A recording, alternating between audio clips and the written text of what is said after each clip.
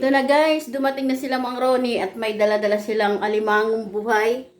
At ito oh, ang lalaki 'di ba? At parang mukhang mataba. Tingnan natin na maigi guys.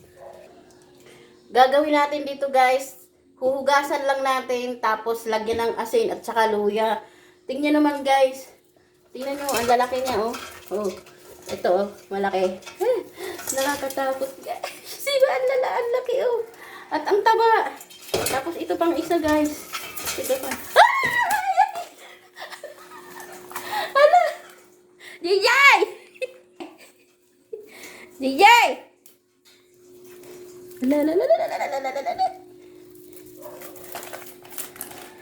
Yay! Nakaano? Nabitawan ko guys. Hindi natin.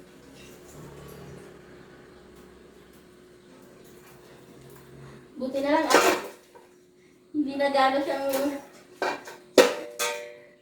malakas. Ayan. Buti na lang yung isa hindi nakaalpas. Ayan o. Ang taba. Paano natin ito mahuhugasan? Eh parang nakakatakot ilagay sa may lababo. Dito na lang natin siya at mahugasan. Kasi pag hindi natin hinugasan parang amoy amoy dagat. Ayan. Kaya lang itong isa baka mangagat. Alam ko na. Ito na lang. Diba?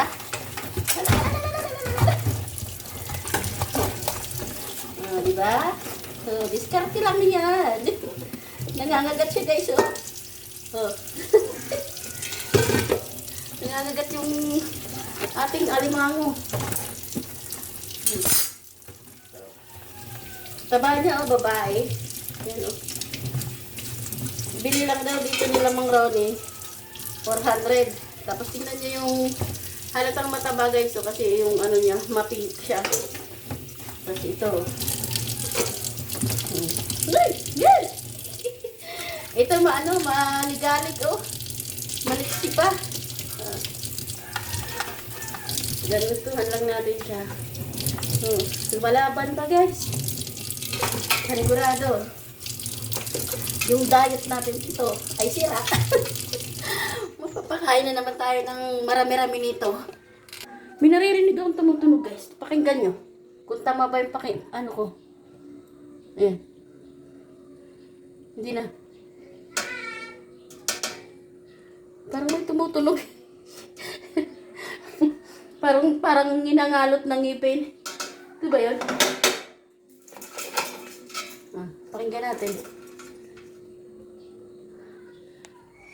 Ay, wala na. Guni-guni ko lang siguro yun.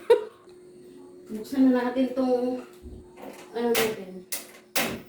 Gasol.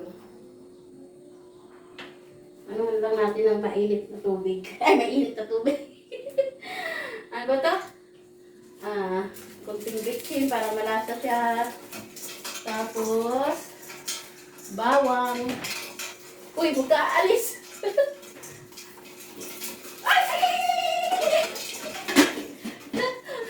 Tumatalon pala yun.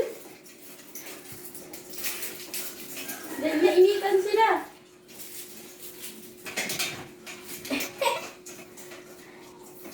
Dito na natin pokpokin itong bawang.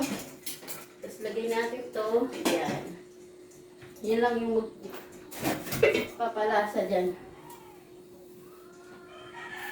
Tapos, hintayin lang natin siyang Ayan na guys! Maluluto na! Kakain tayo. Tingnan niyo siya. Tingnan niyo. Ayan na, nagpupulasan na! Excited na akong maluto guys. Ng mga chit-chat. Chit-chat na tayo. Para guys, tingnan niyo siya. Nagwawala. Oh. Ayan na. May malapit na tayong makain. Sakto guys. Kanina kumain lang kami. Inulam lang namin. Yung tuna. Yung plain tuna. Tapos, kunti lang yung kinain namin. Kasi nakakatamad lumabas dahil mainit, sobrang init sa labas kapag tumaas ka pa doon. Kaya namili na lang muna kami ng tuna sa tindahan.